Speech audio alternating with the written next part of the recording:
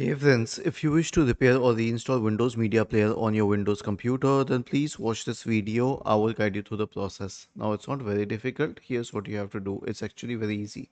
Search for Media Player in the Windows search bar and click on this download pointing arrow here. Select App Settings. Don't select Uninstall, go to App Settings. Scroll down and then as for repairing it, simply click on this repair button. Wait till you get a tick mark here, okay? And when you get a tick mark, it's repaired. To uninstall it, simply uninstall it from here, and then you can search for the store app. Go to Microsoft Store, and then you can search for Media Player here. Sorry, you can search for Media Player in the search bar,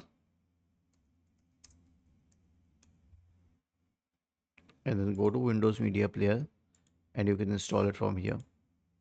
Was this helpful? If yes, then please subscribe to the channel. If not, then let us know in the comment section of the video on how we could help you further.